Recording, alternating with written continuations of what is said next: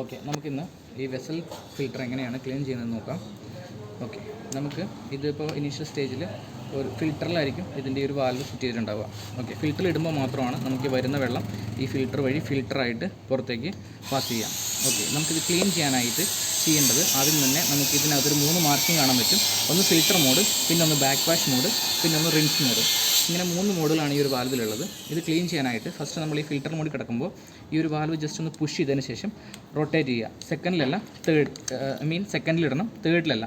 Okay, ഈ back വാഷിൽ ഇട്ട് കഴിയുമ്പോൾ ഈ ഫിൽറ്ററിൽ അടിഞ്ഞു കൂടിയിട്ടുള്ള ചെളിയെല്ലാം നമുക്ക് വാഷ് ഔട്ടായി പുറത്തേക്ക് പോകുന്നതായിട്ട് കാണാൻ പറ്റും.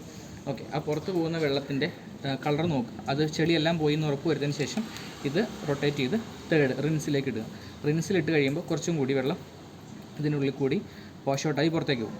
ഓക്കെ, അങ്ങനെ വെള്ളം പുറത്ത് പോകുന്ന വെള്ളത്തിൻ്റെ ഒരു ക്വാളിറ്റി ക്ലിയർ ആയി കഴിയുമ്പോൾ നമ്മൾ വീണ്ടും ഒന്നും കൂടി ബാക്ക് വാഷ് മോഡിലിട്ടതിന് ശേഷം ഇതിനകത്തുള്ള ഫിൽറ്ററിലുള്ള ചെളിയെല്ലാം കംപ്ലീറ്റ് പോയി എന്നുള്ള കാര്യം ഉറപ്പ് വരുത്തുക. വീണ്ടും ചെളി വരുന്നുണ്ടെങ്കിൽ ഒന്നും കൂടി റിൻസിലും ബാക്ക് വാഷിലും മാറി ഈ ഒരു വാൽവ് സെറ്റ് ചെയ്ത് ഫുള്ളായിട്ട് വാഷ് ചെയ്ത് കളയാം. ഇനി റിൻസിലിട്ട് വെള്ളം ക്ലിയർ ആയതിനു ശേഷം വീണ്ടും ഇത് ഫിൽറ്റർ മോഡിലിടുക. ഇത്രേ ഉള്ളൂ. ഇത് ചെയ്ത് കഴിയുമ്പോഴേക്കും ഒരു ഫിൽറ്റർ ഫുള്ളായിട്ട് അതിൻ്റെ ചെളിയെല്ലാം നമ്മൾ ബാക്ക് വാഷ് ചെയ്ത് ക്ലിയർ ആയി കഴിഞ്ഞു. ഓക്കെ, ഇത് ഫിൽറ്റർ ഇട്ടാൽ മാത്രമാണ് നമുക്ക് അടുത്ത ഫിൽറ്റർ വാഷ് ചെയ്യാൻ പറ്റത്തുള്ളൂ. കാരണം ഇതൊരു ഫിൽറ്റർ മോഡിൽ കിടക്കുമ്പോൾ മാത്രമാണ് ഇതിലേക്ക് വെള്ളം വരത്തുള്ളൂ.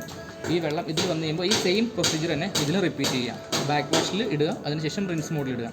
ബാക്ക് വാഷും റിൻസും മാറി ഇട്ട് ഈ വെള്ളത്തിൻ്റെ ഒരു ക്വാളിറ്റി ക്ലിയർ ആയി കഴിയുമ്പോൾ നമ്മളത് ഫിൽറ്റർ മോഡിലേക്ക് തിരിച്ച് സെറ്റ് ചെയ്യാം. ഓക്കെ, ഇങ്ങനെയാണ് നമ്മൾ ചെയ്യേണ്ടത്. ഒരു 20 മിനിറ്റ്സ് വെള്ളത്തിൻ്റെ ഒരു ക്വാളിറ്റി അനുസരിച്ചിട്ടത് സെറ്റ് ചെയ്യാം.